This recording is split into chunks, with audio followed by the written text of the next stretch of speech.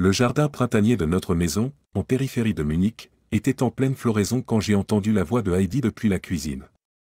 C'était un banal mercredi matin, et j'avais décidé d'aller au bureau un peu plus tard que d'habitude. Mon cabinet d'architecture marchait bien, les projets s'empilaient, mais après 25 ans de mariage avec Heidi, j'avais appris qu'il fallait savoir prendre le temps pour les petites choses. Klaus, pourrais-tu reposer le journal, s'il te plaît? Il faut que je te parle, dit Heidi en s'asseyant en face de moi à la table de la salle à manger. Quelque chose dans sa voix m'a mis en alerte. J'ai plié la Süddeutsche Zeitung et l'ai posée à côté de ma tasse de café. Qu'est-ce qu'il y a?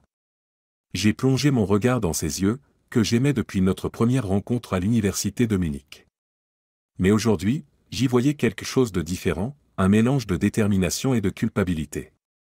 Klaus, je veux divorcer. Ces mots sont restés suspendus dans l'air comme un coup de tonnerre par temps clair. J'ai pris ma tasse de café, j'ai bu une gorgée et je l'ai reposée lentement. Au fond, je m'y attendais. Ces 2 dernières années n'avaient plus été les mêmes. Plus d'étincelles, plus d'intérêt pour les soirées ensemble, plus de passion. C'est tout? J'ai repris le journal et je l'ai ouvert à la page économique. Heidi me fixait, incrédule. Klaus, je suis sérieuse. Arrête de lire ce fichu journal et parle-moi. De quoi veux-tu qu'on parle, Heidi? De la façon dont tu t'es éloignée de moi ces 2 dernières années. Ou peut-être de tes jeudis après-midi que tu passes, paraît-il, à la salle de sport? Ses yeux s'écarquillèrent. Qu'est-ce que tu insinues? Tu sais très bien ce que j'insinue. Je ne suis pas aveugle, Heidi. Je suis peut-être un bourreau de travail, mais je ne suis pas idiot. Je me suis levé, je suis allé à mon bureau et j'en ai rapporté une enveloppe. Quand je suis revenu, Heidi était toujours assise là, comme figée. J'ai posé l'enveloppe devant elle sur la table et je me suis rassis. Qu'est-ce que c'est? Demanda-t-elle, hésitante. Un petit mot de remerciement pour Thomas. Ton professeur de yoga, n'est-ce pas? Ou devrais-je dire, ton amant? La couleur quitta son visage. Comment? Michael t'a vu. Tu sais, mon ami du cabinet d'architecture. Il était avec sa femme au café Muller quand vous y étiez, toi et Thomas. Vous n'étiez pas des plus discrets. J'ai observé la prise de conscience monter dans ses yeux. Je le savais. Depuis des mois. Mais j'avais gardé le silence, espérant que ce ne soit qu'une passade, qu'elle revienne vers moi. Klaus, je suis désolé. Je ne voulais pas que tu l'apprennes comme ça. Comment comptais-tu me le dire, Heidi? Excuse-moi, Klaus, mais je couche avec mon prof de yoga depuis 1 an. Ou peut-être je suis retombée amoureuse et je ne veux plus être avec toi. Je me suis levé et je suis allé à la fenêtre. Dehors, les forsythias que nous avions plantés ensemble il y a 20 ans étaient en fleurs. Ils avaient grandi un peu chaque année, tout comme notre amour. Mais maintenant, tout semblait s'estomper. Je te ferai ce divorce, Heidi. Mais je veux que tu partes aujourd'hui. La maison m'appartient, tu le sais. C'est l'héritage de mes parents. Tu peux aller vivre chez ton Thomas. Klaus, ne sois pas comme ça. On peut régler ça à l'amiable. À l'amiable?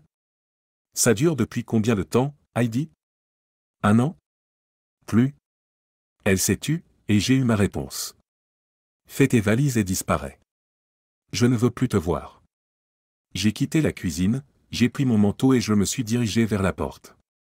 Avant de partir, je me suis retourné une dernière fois. Ah, et Heidi? J'ai bloqué tous les comptes joints. Je te verserai une somme convenable pour commencer, mais pour le reste, tu devras prendre un avocat. J'ai vu la panique monter dans ses yeux. Heidi était institutrice et ne gagnait pas mal sa vie, mais certainement pas assez pour se payer un bon avocat. Et je savais qu'elle n'avait pratiquement pas d'économie, son argent partait en vêtements, en voyages et, comme je le savais maintenant, en rendez-vous secret avec Thomas. En refermant la porte derrière moi, j'ai ressenti un étrange mélange de douleur et de libération. 25 ans de mariage réduit à néant, comme ça. Je suis monté dans ma BMW et je suis allé directement à la banque. Là-bas, j'ai fermé notre coffre-fort, j'ai transféré l'argent de nos comptes joints sur mon compte privé et j'ai ouvert de nouveaux comptes uniquement à mon nom. Sur le chemin du bureau, j'ai appelé mon ami et avocat Marcus. Nous avions fait nos études ensemble, et bien qu'il se soit spécialisé dans le droit de la famille, nous n'avions jamais imaginé qu'il utiliserait cette expertise pour moi.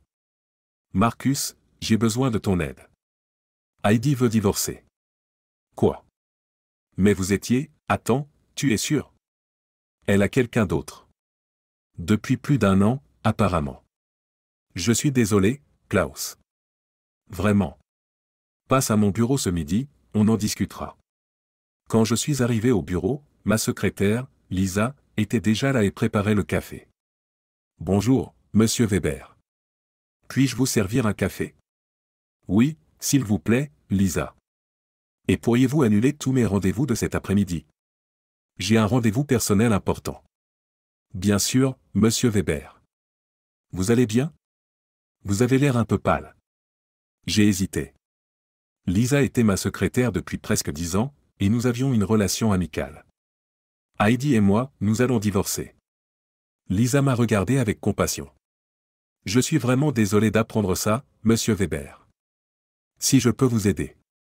Merci, Lisa. Je n'hésiterai pas.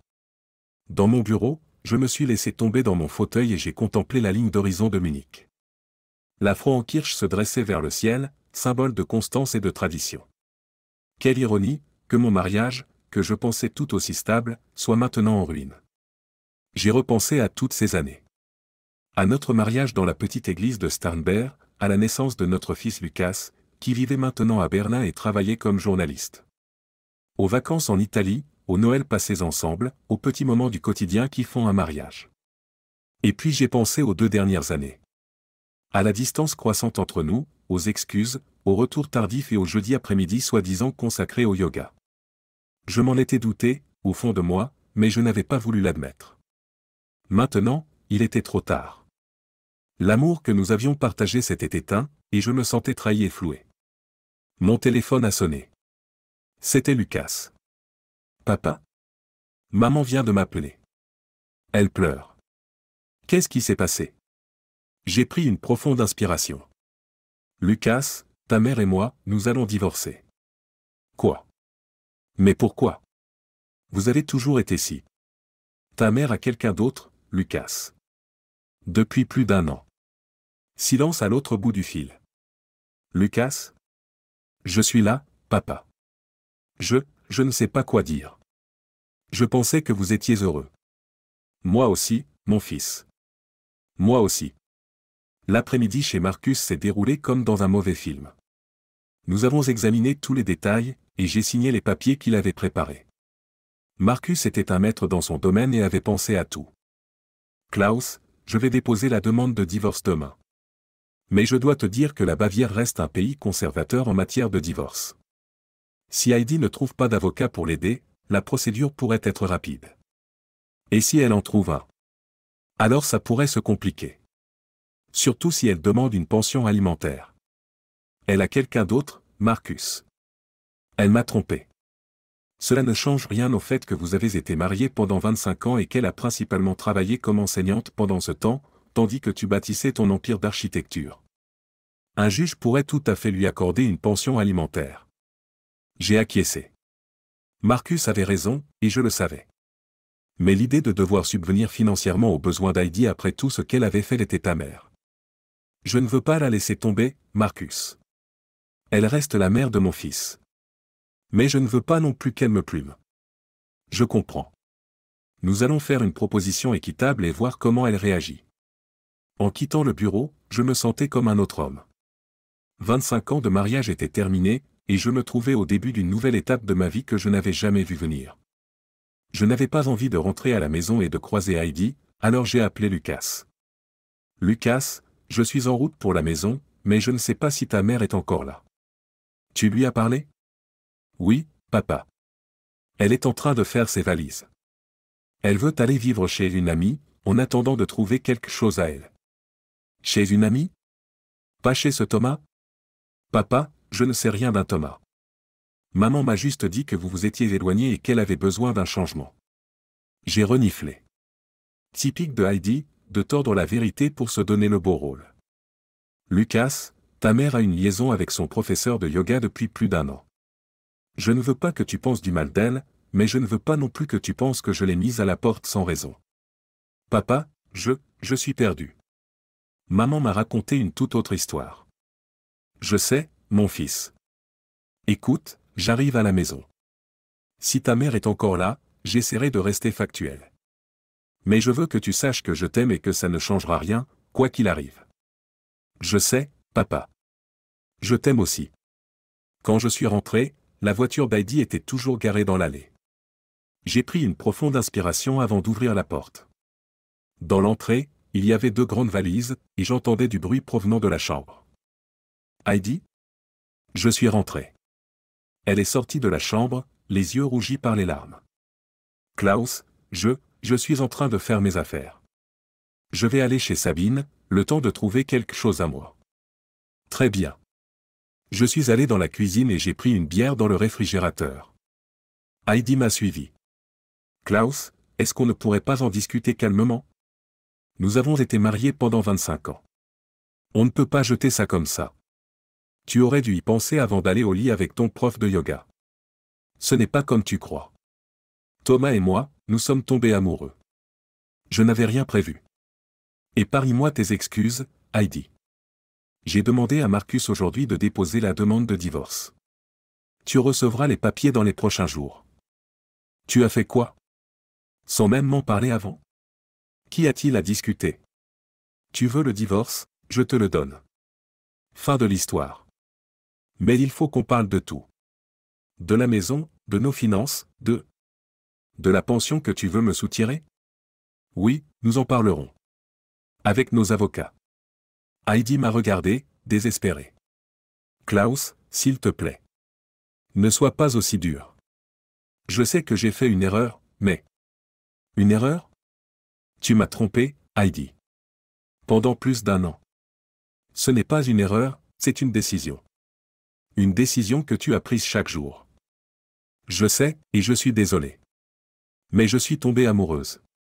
On ne contrôle pas ça. Peut-être pas. Mais on peut contrôler si on trompe son conjoint ou pas. J'ai fini ma bière et j'ai posé la bouteille sur la table. Je retourne au bureau. Quand je reviendrai, je m'attends à ce que tu sois parti. Klaus, s'il te plaît. Essayons de rester raisonnables. Je suis raisonnable, Heidi. Je te donne ce que tu veux. La liberté d'être avec ton prof de yoga. Mais n'espère pas que je te soutienne dans cette démarche. Je suis sorti de la maison et je suis retourné au bureau. Lisa a été surprise de me revoir. Monsieur Weber ? Je croyais que vous aviez pris votre après-midi. C'était le cas, Lisa. Mais à la maison, c'est compliqué pour le moment. Je préfère travailler ici. Je comprends. Voulez-vous que je vous apporte un café ? Oui, s'il vous plaît. Et rappelez-moi les rendez-vous que j'ai annulés pour cet après-midi. Peut-être que je peux en assurer un finalement. Le travail avait toujours été mon refuge quand la vie devenait difficile. Et maintenant, j'avais besoin de ce refuge plus que jamais. J'étais plongé dans les plans d'un nouvel immeuble de bureau en centre-ville lorsque mon téléphone a sonné. C'était Marcus. Klaus, j'ai préparé les papiers. Je peux les déposer demain matin si tu veux. Oui, s'il te plaît. Le plus tôt sera le mieux. Très bien. Encore une chose, j'ai parlé à un collègue qui est spécialisé en droit immobilier. La maison t'appartient, car c'est un héritage. Heidi ne peut pas y prétendre. C'est bon à savoir. Merci, Marcus. De rien. Comment vas-tu ? Je ne sais pas. C'est comme si je marchais dans le brouillard. Tout est irréel. C'est normal, Klaus. Un divorce, c'est comme un deuil. On traverse les mêmes phases de deuil. Donne-toi du temps. Du temps, j'en ai à revendre, je suppose. Quand je suis rentré à la maison le soir, la voiture d'Heidi avait disparu. Je suis entré dans la maison et j'ai immédiatement ressenti le vide. Beaucoup des affaires personnelles d'Heidi avaient disparu, et la maison me semblait soudainement immense. Je suis allé dans la cuisine et j'ai ouvert le réfrigérateur. Il était presque vide. Heidi s'occupait toujours des courses et de la cuisine. Maintenant, il faudrait que je m'en occupe moi-même. J'ai commandé une pizza et je me suis assis devant la télévision. Sur la table basse, il y avait une enveloppe avec mon nom. Je l'ai ouverte. Cher Klaus. Je sais que tu es très en colère contre moi en ce moment, et je le comprends. Ce que j'ai fait est mal, et j'aimerais pouvoir revenir en arrière. Mais je ne peux pas changer mes sentiments. Je suis tombée amoureuse de Thomas, et je veux être avec lui. J'espère que tu pourras me pardonner un jour. Je serai toujours reconnaissante pour les 25 années que nous avons passées ensemble, pour notre merveilleux fils et pour tout l'amour que nous avons partagé. Je n'ai emporté que quelques affaires personnelles. Nous pourrons régler le reste plus tard. Avec amour. Heidi. J'ai froissé la lettre et je l'ai jetée à la poubelle. Avec amour, quelle blague. Si elle m'avait aimé, elle ne m'aurait pas trompé. Mon téléphone a sonné. C'était Lucas. Papa? Comment ça va? Ça va, fiston. Ta mère est partie. Je sais. Elle m'a appelé. Elle est chez Sabine. Est-ce qu'elle t'a parlé de Thomas? Non, elle ne m'en a pas parlé. Mais je lui ai posé la question. Elle a pleuré et a dit que c'était compliqué. Compliqué? Elle a une liaison, Lucas. Ce n'est pas compliqué, c'est mal. Je sais, papa. Je ne suis pas de son côté. Je suis juste, perdu. Vous avez toujours été mon roc. Et maintenant, tout s'écroule. Pas tout, Lucas. Tu as toujours ton père. Et ta mère restera toujours ta mère, quoi qu'il arrive. Je sais. Mais c'est horrible quand même. Oui, ça l'est. Mais on va surmonter ça. Ensemble. Quand je me suis réveillé le lendemain matin, j'avais l'impression d'avoir été broyé. J'avais à peine dormi et j'avais un mal de crâne carabiné. Je me suis traîné jusqu'à la salle de bain et j'ai regardé mon visage dans le miroir. J'avais l'air vieux, plus vieux que mes 52 ans. J'ai pris une douche, je me suis rasé et je me suis habillé. Ensuite, je me suis fait un café et je suis allé au bureau. Lisa m'attendait déjà avec une tasse de café. Bonjour, monsieur Weber. Comment allez-vous aujourd'hui? Mieux, merci, Lisa. Avons-nous beaucoup de travail aujourd'hui? Oui, nous avons rendez-vous avec monsieur Muller de la Cresparkas à 10 heures, et monsieur Schmidt de l'entreprise de construction arrive à 14 heures. Bien, ça va me changer les idées. La journée passa vite, et j'étais reconnaissant d'avoir du travail. L'après-midi, Marcus a appelé. Klaus, les papiers sont déposés. Heidi les recevra dans les prochains jours. Merci, Marcus. Combien de temps tout cela va-t-il prendre? Si Heidi coopère et ne résiste pas, nous pourrions en avoir terminé dans 3 ou 4 mois. Sinon, cela pourrait prendre un an ou plus. Je comprends. Merci pour ton aide. Il n'y a pas de quoi. Et, Klaus? Prends soin de toi. Un divorce est une épreuve traumatisante. Si tu as besoin de parler, je suis là. Merci, Marcus. Je reviendrai vers toi. Les semaines suivantes passèrent comme un éclair. Je me suis plongé dans le travail, restant souvent tard au bureau et essayant de ne pas penser à Heidi. Mais c'était difficile. Chaque recoin de la maison me la rappelait, nos moments ensemble, ce que nous avions été. Un soir, alors que je venais de rentrer chez moi, mon téléphone a sonné. C'était un numéro inconnu. Allô? Klaus? Ici Thomas. J'ai senti la colère monter en moi. Que veux-tu? J'aimerais te parler. En personne. Pourquoi aurais-je envie de te parler? Parce que je crois que nous aimons tous les deux Heidi et que nous voulons ce qu'il y a de mieux pour elle.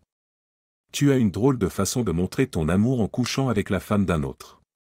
Je comprends que tu sois en colère. Mais je ne savais pas qu'Heidi était mariée quand nous nous sommes rencontrés. Cela m'a surpris. Quoi? Elle ne portait pas d'alliance quand je l'ai rencontrée. Et elle a dit qu'elle vivait seule. Je n'ai appris que plus tard qu'elle était mariée. Et ensuite, tu as immédiatement mis fin à la liaison, n'est-ce pas? Non, je ne l'ai pas fait. Et j'en ai honte. Mais je suis tombé amoureux d'elle, et elle a dit que son mariage n'était plus heureux depuis longtemps. Et tu l'as cru? Oui, je l'ai cru. Mais maintenant, je n'en suis plus si sûr. Cela a piqué ma curiosité. Qu'est-ce que tu veux dire par là? Pouvons-nous nous rencontrer? J'aimerais te montrer quelque chose. J'ai hésité. L'idée de rencontrer Thomas me répugnait. Mais j'étais aussi curieux de savoir ce qu'il avait à me dire. D'accord. Où et quand? Demain à 18 heures au café de la Marienplatz. Je serai là. Le jour suivant, j'étais bien trop tôt au café. J'ai commandé un café et j'ai attendu. Ponctuellement à 18 heures, un homme qui devait avoir à peu près mon âge est entré dans le café. Il a regardé autour de lui, et j'ai levé la main. Il s'est approché de moi. Klaus? Je suis Thomas. Nous nous sommes serrés la main, et il s'est assis en face de moi. Il ne ressemblait pas au professeur de yoga que j'avais imaginé.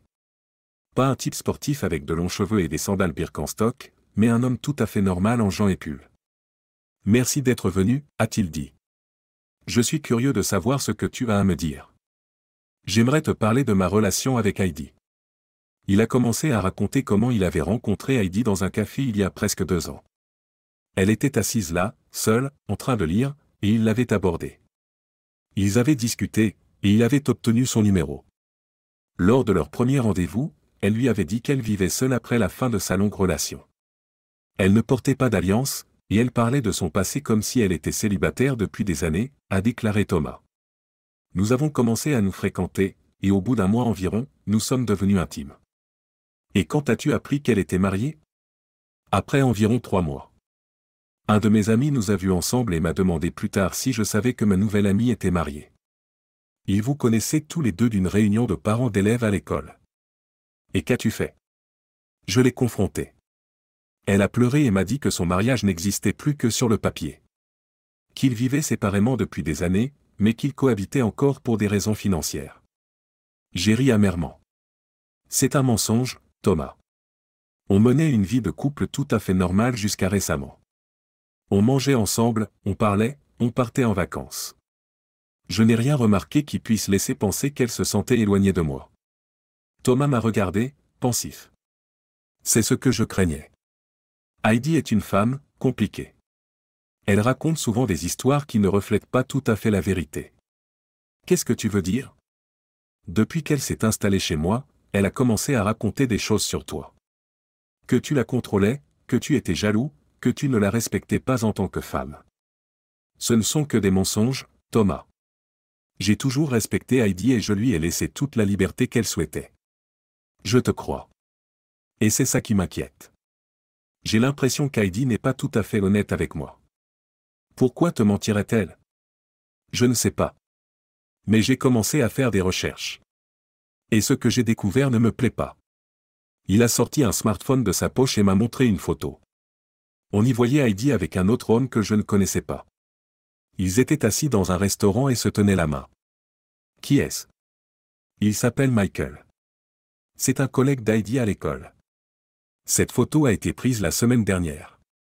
Je fixais l'image. Heidi souriait à cet homme avec le même sourire qu'elle avait autrefois pour moi.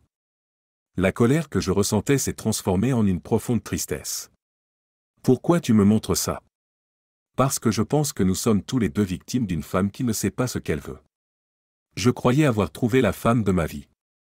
Mais maintenant, je vois qu'Heidi n'est pas la femme que je croyais. Et qu'est-ce que tu attends de moi maintenant? Rien. Je voulais juste te dire la vérité. Et je voulais m'excuser. J'aurais dû mettre fin à cette liaison quand j'ai appris qu'elle était mariée. J'ai acquiescé. Oui, tu aurais dû le faire. Mais je comprends que l'amour rend souvent aveugle. Merci, Klaus. Je sais que tu n'es pas obligé de me pardonner. Mais j'espère qu'un jour tu trouveras la paix. Et qu'est-ce que tu vas faire? Je vais demander des comptes à Heidi. Et puis, je vais probablement la quitter.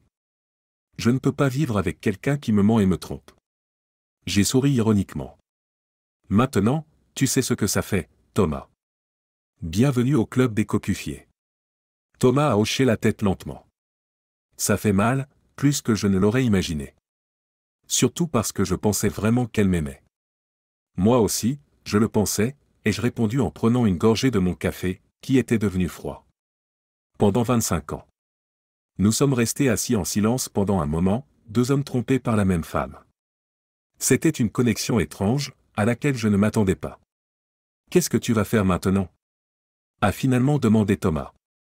Entamer la procédure de divorce et essayer de refaire ma vie. Qu'est-ce que je peux faire d'autre? Après nous être dit au revoir, j'ai marché lentement dans le centre-ville de Munich. Le printemps avait transformé la ville en une mer de fleurs, mais j'avais du mal à en percevoir la beauté.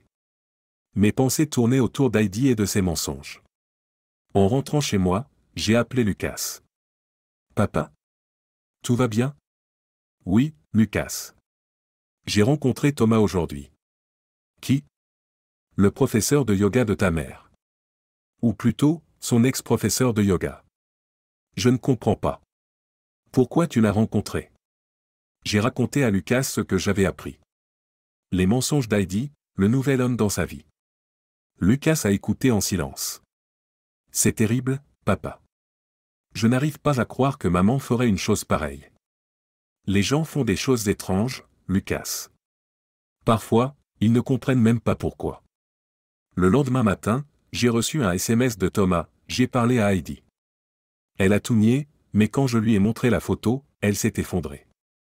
Elle a déménagé hier soir. Merci pour notre conversation d'hier. Thomas. J'ai posé mon téléphone et j'ai regardé par la fenêtre. Le jardin de printemps de notre maison était toujours en pleine floraison, mais maintenant, je le voyais d'un autre œil. Ce n'était plus notre jardin, c'était mon jardin. Heidi y avait perdu sa place, tout comme elle avait perdu sa place dans ma vie. Une semaine plus tard, Marcus a appelé. Klaus, Heidi a pris un avocat. Il m'a contacté et veut discuter d'un arrangement à l'amiable. Quel arrangement? Elle est prête à renoncer à une pension alimentaire si tu lui cèdes la moitié de la maison. J'ai ri sans humour. La maison est à moi, Marcus. C'est un héritage. Je le sais, et son avocat le sait aussi. Mais il avance que grâce à son travail d'enseignante, Heidi t'a permis de faire évoluer ta carrière, de rénover et d'agrandir la maison. Et qu'en dis-tu, toi? Légalement, elle n'a aucun droit sur la maison. Mais un procès pourrait être coûteux et long. Un arrangement à l'amiable pourrait être judicieux. Je ne paierai pas un centime pour sa double vie, Marcus. Elle m'a trompé et maintenant, elle veut aussi ma maison. Je te comprends, Klaus. Je vais informer son avocat que nous rejetons l'offre. Les mois suivants furent un ascenseur émotionnel. Les négociations de divorce traînaient en longueur, Heidi formulant toujours de nouvelles exigences. J'appris par Lucas qu'elle vivait désormais avec ce Michael et que Thomas avait disparu de sa vie. Un soir, alors que je rentrais du travail, Lisa se tenait devant ma porte. Lisa? Que faites-vous ici? Excusez-moi de vous déranger, monsieur Weber. Mais je m'inquiétais pour vous. Vous avez l'air si fatigué ces derniers temps. Je souris, Nas. Entrez donc. Je vous offre un café. Dans la cuisine, je préparai 2 tasses de café et nous nous assîmes à la table. C'est gentil à vous d'être passé, Lisa. Mais ce n'était pas nécessaire. Je sais. Mais vous avez traversé tellement d'épreuves ces derniers mois. Et vous n'avez personne à qui parler. J'ai Lucas et Marcus. Ce n'est pas la même chose.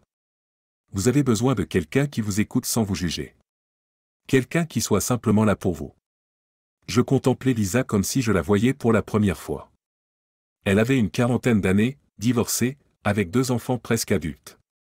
Depuis 10 ans, elle était mon bras droit au bureau, toujours fiable, toujours discrète. Et maintenant, elle était assise ici, dans ma cuisine, et m'offrait son amitié. Merci, Lisa. Cela me touche beaucoup. Nous avons longuement parlé ce soir-là, du divorce, de Heidi, de mes sentiments de colère et de déception. Lisa écoutait, posait des questions, partageait ses propres expériences de divorce. C'était libérateur de parler à quelqu'un qui comprenait ce que je vivais. Quand Lisa est partie, je me suis senti plus léger que depuis longtemps. Le divorce a finalement été prononcé à l'automne. Heidi a reçu une compensation pour ça par des économies communes, mais la maison m'est restée.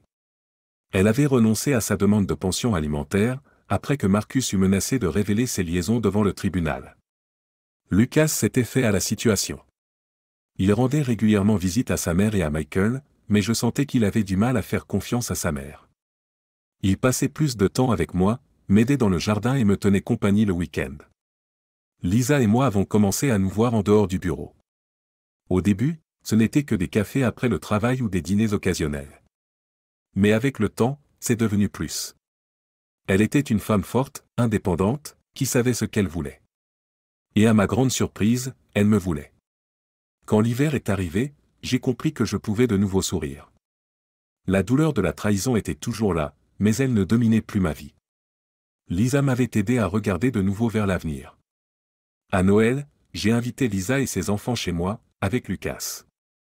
C'était un Noël différent de tous les autres, mais c'était chaleureux et rempli de joie. Le soir, quand nous étions seuls, Lisa et moi, nous étions assis devant la cheminée, à boire du vin. Aurais-tu jamais cru que nous en arriverions là? Demanda-t-elle en souriant. Non, je ne l'aurais jamais cru. Mais je suis heureux que ce soit arrivé. Moi aussi, Klaus.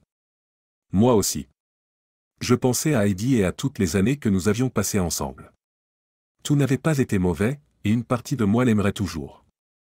Mais la vie continuait, et j'avais appris que même après la plus grande des trahisons, un nouvel amour était possible. Le prix de l'infidélité avait été élevé. Mais peut-être m'avait-il conduit à une vie meilleure. À une vie avec une femme qui m'aimait et me respectait vraiment. À une vie où je pouvais de nouveau être heureux. En prenant Lisa dans mes bras, je savais qu'après la tempête, j'avais enfin retrouvé la paix. Et c'était plus que ce que j'avais jamais espéré.